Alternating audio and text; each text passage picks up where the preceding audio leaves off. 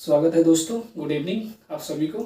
आज हम बहुत ही इम्पोर्टेंट टॉपिक पर बात करने वाले हैं। कुछ दोस्त मिलते हैं, हमारे जूनियर्स मिलते हैं और उनको रिसर्च प्रपोजल कैसे बनाना चाहिए और जो पूरा रिसर्च प्रोसेस होता है वो प्रोसेस जो है काफ़ी जटिल प्रक्रिया होता है और उससे गुजर रहे हैं, उनको बहुत परेशानी होती है। तो उसी को ध्यान में रखकर आज हम लोग एक वीडियो रिकॉर्ड कर रहे हैं कि आप लोगों को परेशानी ना हो और उसमें कुछ हेल्प हो जाए आप लोगों को। तो आज हमारे साथ PhD स्कॉलर विद्या भैया हैं। एक छोटा सा अपना इंट्रोडक्शन दे दीजिए, उसके बाद हम लोग जो हमारा क्वेश्चन है उस पर हम लोग बात कर लेंगे। Thank you, Vikas. Thank you for inviting me for this podcast series which you started. It's a wonderful attempt to build solidarity in academia, especially for the students who are not able to reach that to that knowledge system. So इसके लिए आप बहुत आपका आभारी हूँ कि आपने मुझे इस चर्चा के लिए और जो संवाद हमारे बीच होने वाले इसके लिए आपने आमंत्रित किया। मेरा नाम विद्यासागर है, जैसा विकास ने बताया। मैं अभी दिल्ली विश्वविद्यालय के राजनीतिक विज्ञान विभाग में PhD शोधार्थी हूँ और मैंने MPhil भी इसी डिपार्टमेंट से 2020 में जमा किया है और मैंने मास्टर अपना centre of political study JNU से पूरा किया है और ये मेरे PhD का सेकेंड ईयर है। तो ये मेरा एकेडमिक बैकग्राउंड एज सो फार है और प्रीवियसली मैं अर्बन फेलो के रूप में कार्यरत था इंडियन इंस्टीट्यूट ऑफ सेटलमेंट में। और ब्रॉडली मेरा जो एरिया ऑफ इंटरेस्ट है वो है urban then belonging, social justice, higher education. तो इस थीम और इस रिसर्च डोमेन में मैं काम कर रहा हूँ। तो शुरू करते हैं इस संवाद को, आपके सवालों का आपके आगे बढ़ाइए। और विद्या भैया के बारे में अगर आपको ज़्यादा जानना है तो सिर्फ गूगल पर जाकर आप सर्च कर लीजिएगा, आप अच्छा खासा आर्टिकल मिल जाएगा विद्या भैया को। हायर एजुकेशन में खासकर जो यहाँ जो भी डिस्क्रिमिनेशन हो रहा है उस पर लिखते रहते हैं विद्या भैया। हम आते हैं अपने टॉपिक पर। आज जैसे आप सभी को पता होगा कि जो रिसर्च प्रपोजल होता है, चाहे एक रिसर्च प्रोसेस जो है उसकी एक उसमें अगर देखा जाए तो काफ़ी एलिमेंट्स होते हैं। हम 3 एलिमेंट्स पर आज फोकस करेंगे कि टॉपिक को कैसे सर्च किया जाए, कैसे आइडेंटिफाई किया जाए। सेकेंड एस्पेक्ट कि क्वेश्चन जो है, रिसर्च क्वेश्चन या आप उसको रिसर्च प्रॉब्लम बोले, उस पर कैसे उसको फॉर्मुलेट करते समय क्या ध्यान रखा जाना चाहिए। और तीसरा पॉइंट हम लोग इस पर बात करेंगे कि हाइपोथेसिस को लेकर हम कैसे हाइपोथेसिस क्रिएट करें कि एक आप बोल सकते हैं कि थोड़ा सा इफेक्टिव हाइपोथेसिस क्रिएट किया जा सकता है। तो फर्स्ट क्वेश्चन आपसे विद्या भैया यही रहेगा कि हम किसी भी टॉपिक को कैसे आइडेंटिफाई करें। आपके हिसाब से फर्स्ट स्टेप क्या होना चाहिए? अगर हम पूरे रिसर्च को देखें विकास, तो रिसर्च एक रिगरस जर्नी है। मैं बाइलिंगुअल होने की कोशिश कर रहा हूँ क्योंकि मेरी भाषा हिंदी में उतनी मजबूत नहीं है जितनी आपकी है। तो जो पूरी रिसर्च की जो प्रक्रिया है, जो प्रोसेस है, वो एक रिगरस प्रोसेस है। रिगरस इन दैट सेंस कि अगर आप कोई भी रिसर्च का काम शुरू करते हैं, खासकर जब आप डॉक्टरल स्टडी में आते हैं या अगर आपका MPhil बैकग्राउंड भी होता है या MPhil में भी इन्वॉल्व हैं, तो प्रपोजल एक पहला स्टेज होता है जहां से आप एंट्री करते हैं रिसर्च की इस दुनिया में। तो प्रपोजल राइटिंग एक पूरी की पूरी एक टेक्निकल प्रोसेस है और जो जटिलता है वो शुरू होती है कि हम क्या करें, आखिर ऐसा क्या चीज है रिसर्च में जो आप करना चाहते हैं, जिसको आपने कहा कि आइडेंटिफिकेशन ऑफ रिसर्च प्रॉब्लम। तो अगर आप बुनियादी तौर पे देखिएगा तो जब हम रिसर्च में आते हैं तो एक आपके कहीं ना कहीं कॉन्शियस सबकॉन्शियस में एक चीज होता है कि आपको किसी भी विषय वस्तु या किसी एक सब्जेक्ट पे इन डेप्थ या गहराई में आप चीज को समझना है। तो रिसर्च ऐसा नहीं है कि बाहर की जो दुनिया है उसे बहुत अलग है। रिसर्च का पूरा जो कनेक्शन है वो आपके एवरीडे लाइफ से है। आपको आपके लाइफ में ऐसा क्या प्रॉब्लम है, ऐसा कौन सा सोशल इशू है, पॉलिटिकल इशू है या ऐसा कोई इशू है जो आपको बॉदर करता है, आपको परेशान करता है और आपको लगता है कि there is something you can contribute in that domain. तो रिसर्च की पूरी जो पहली स्टेज होती है वो शुरू होती है कि there is something around you which bothered you और जिसके वजह से आप परेशान होते हैं। आपको लगता है कुछ चीजें हैं, कुछ कॉम्प्लेक्सिटी है या कुछ ऐसा है जो आप चाहते हैं उस चीज को अच्छे से और जानना। तो स्टेज जो 0 है रिसर्च का वो होता है कि आप अपना इंटरेस्ट आइडेंटिफाई करते हैं। फॉर एग्जाम्पल, अगर मान लीजिए मैं MPhil या PhD का स्टूडेंट हूँ और मैं अपने फर्स्ट ईयर की हूँ जहाँ पे मेरी रिसर्च कोर्स वर्क की शुरुआत हुई है और उसके जस्ट बाद आपको रिसर्च प्रपोजल सबमिट करना होता है। तो ऐसा कुछ है, जैसे अगर मैं अपने केस में कहूँ तो मेरे लिए कि हायर एजुकेशन एक ऐसा डोमेन है, एक ऐसा फील्ड है जो मुझे अट्रैक्ट करता है।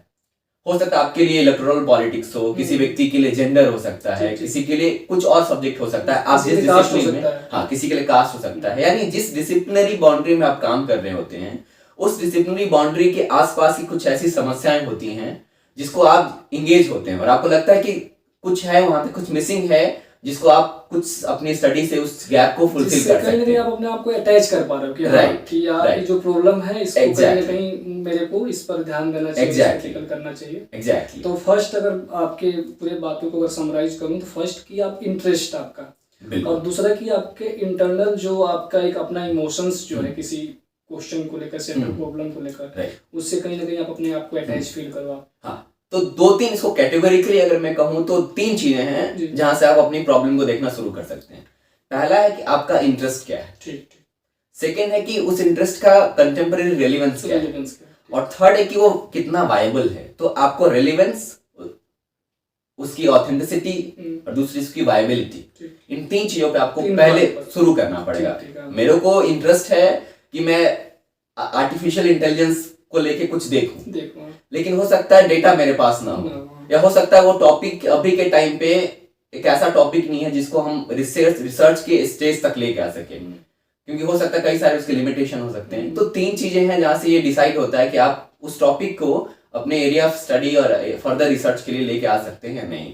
तो उस टॉपिक को लेके आपको कितना इंटरेस्ट है, दूसरा उस टॉपिक का कितना रेलिवेंस है अभी के जिस टाइम और स्पेस में आप रिसर्च करना चाहते हैं, और थर्ड है कि उस टॉपिक का जो आप करने जा रहे हैं वो जो फील्ड है वहां पे इसके लिए डेटा है या नहीं है।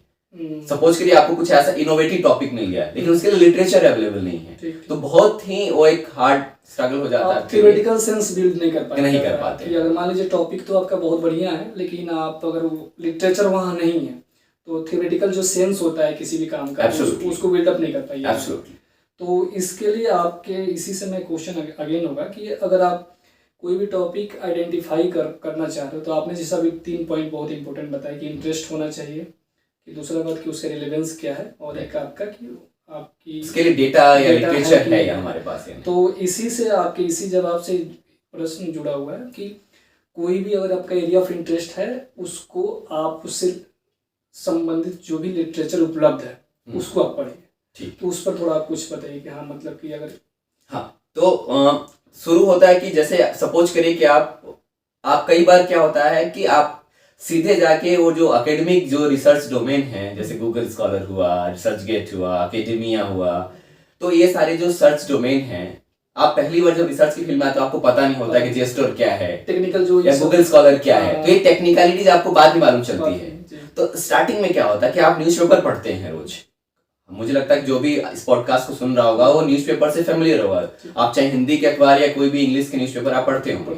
तो अभी इश्यूज क्या चल रहे हैं, जैसे अगर आप देखेंगे अभी के मान लीजिए अभी फ्रीबीज पे डिबेट चल रहा है, ईडब्ल्यूएस कोटा, ईडब्ल्यूएस रिजर्वेशन पे लेटेस्ट अगर बात की जाए वायलेंस को लेके बात हो रही है, सेक्सुअल हरासमेंट को लेके बातें हो रही हैं। तो ये जो चीजें हैं बहुत डोमिनेंट तरीके से हमारे रोजमर्रा की जिंदगी में इनसे जुड़ी चीजें हमारे सामने आ रही हैं। तो अब आप रिसर्च के लिए जैसे आते हैं तो आप उस सपोज करिए कि मान लीजिए मेरा इंटरेस्ट आ गया कास्ट को लेके, ईडब्ल्यूएस रिजर्वेशन या जो ब्रॉडर कास्ट पॉलिटिक्स को लेके मैं अखबार रोज पढ़ रहा हूँ, और मैंने कल को मेरा एमफिल एडमिशन हुआ है या पीएचडी एडमिशन हुआ है, तो अब आगे मैं क्या करूंगा।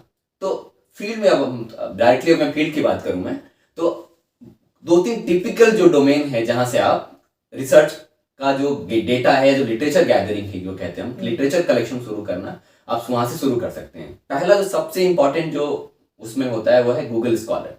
गूगल स्कॉलर एक जैसे सर्च इंजन है जो कि स्कॉलरली सर्च इंजन है, जहां पे आप सपोज करिए कि आप कास्ट पे और सोशल जस्टिस पे काम करना चाहते हैं, तो कुछ थीम आपके ब्रॉडर थीम है जो आपको नजर आ रहा है कि कास्ट हो सकता है, सोशल जस्टिस हो सकता है, डिस्क्रिमिनेशन हो सकता है, एक्सक्लूजन हो सकता है। तो ये सारे जो कीवर्ड्स हैं इनको डाल के आप गूगल स्कॉलर में कुछ खोजेंगे। फॉर एग्जांपल मुझे काम करना है कि कैसे हायर एजुकेशन में कास्ट के बेसिस पे डिस्क्रिमिनेशन हो रहा है, तो मैं गूगल स्कॉलर खोलूंगा। गूगल स्कॉलर सिंपली आप डालेंगे कि caste discrimination and higher education, तो गूगल स्कॉलर ऑटोमेटिकली आपको बहुत सारा ऑप्शन देगा, सर्च लिस्ट आएगी वहां पे, आर्टिकल्स, बुक्स। तो अब आर्टिकल बुक जैसे आपके सामने दिखेगा तो फर्स्ट स्टेज आपको पे वहां पे रेक्टिफिकेशन नहीं करना है। जी आप लिटरेचर कलेक्ट करिए ठीक, पहले, ठीक। जो भी आपको रेलिवेंट आपके दिख रहा है तुरंत उसको डाउनलोड करिए। अब चूंकि बहुत सारे जो राइटिंग्स हैं या बुक्स हैं वो एक्सेसिबल नहीं है, ओपन एक्सेसिबिलिटी उसकी नहीं है, नहीं है। तो उसके लिए आपको दूसरे, जब हम बाद में बात करेंगे कैसे रिसर्च लिटरेचर को एक्सेस करना है।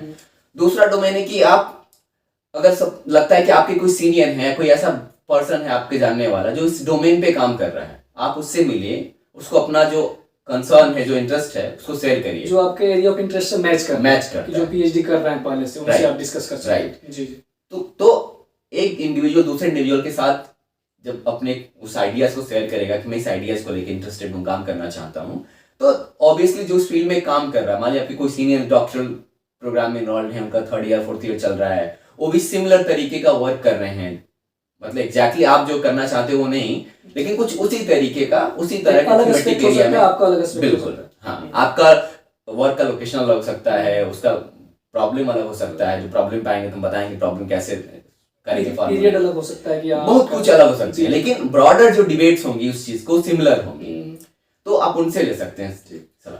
तीसरा ये है कि सबसे अच्छा जो सोर्स माना जाता है लिटरेचर के बारे में पढ़ने का, वो है कि आप जो लाइब्रेरीज हैं, जैसे आप ड्यू की सेंट्रल लाइब्रेरी, रेफरेंस लाइब्रेरी है, रतन टाटा लाइब्रेरी है, तीन मूर्ति नेहरू मेमोरियल लाइब्रेरी है, ऐसे कई सारे जो पब्लिक लाइब्रेरीज हैं, जो यूनिवर्सिटी लाइब्रेरी हैं, वहां आप जाएं अगर आप उसके मेंबर हैं तो, और वहां के जो लाइब्रेरियन हैं उनसे कहें कि आप मुझे रेफरेंसेस दीजिए इस सब्जेक्ट के। हर एक लाइब्रेरी के पास रेफरेंस लिस्ट होती है, तो उस रेफरेंस लिस्ट में सबसे जो इंपॉर्टेंट डॉक्यूमेंट होता है जो रिसर्च का, वो होता है थीसिस।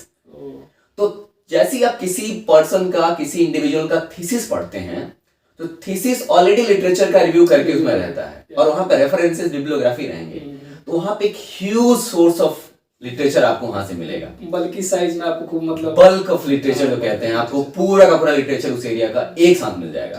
तो थीसिस जो होता है सबसे अच्छा तरीका होता है आपके काम को आसान करने लिटरेचर सर्च करने के लिए आप गूगल स्कॉलर, हाँ, जो अलग टेक्निकल जो एस्पेक्ट है उस पर, उससे अच्छा है कि आप थीसिस को किसी लाइब्रेरी में जाओ जहाँ थीसिस उपलब्ध हो और आपके एरिया ऑफ इंटरेस्ट से मैच करता हो, उससे निकालिए आप। कि अगर मान लीजिए आप कास्ट पर काम करना चाहते हैं, तो कास्ट पर कोई पहले काम किया हो तो उसको आप देख भी सकते हैं। शोध गंगा है, तमाम वेबसाइट हैं जहाँ से आप देख सकते हैं। बहुत सारी रिसर्च थीसिस जो हैं ओपन एक्सेस हो गए हैं, लेकिन बहुत सारी कॉपीराइट की इशू की वजह से ओपन एक्सेस नहीं होते, आपको वो लाइब्रेरी फिजिकली विजिट करना पड़ेगा।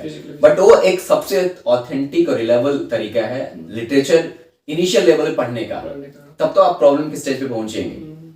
जैसे आप अगर department of political science due के स्टूडेंट होंगे अगर, और रिसर्च प्रपोजल बना रहे होंगे, तो आपको पता होगा कि जो एमफिल का डिजर्टेशन जो है हमारे डिपार्टमेंट के लाइब्रेरी में उपलब्ध है, वहाँ से अगर आप देख सकते हैं। और आपके जैसे विद्या भैया ने 2021 में सबमिट किया था, तो इनका भी डिजर्टेशन है, और भी जो स्कॉलर्स जो जिन्होंने सबमिट कर दिया है, तो आपका डिजर्टेशन वहाँ मिल जाएगा। और आपके एरिया ऑफ इंटरेस्ट से जो मैच कर रहा है, तो डिजर्टेशन देख सकते हो, और उसके पीछे जो बिब्लियोग्राफी होता है वहाँ से आप अपना एक, आपके पास जो बल्कि साइज ऑफ, बल्कि में आपके पास रिसोर्सेज हो जाएगा, वहाँ से एक आइडिया लग जाएगा।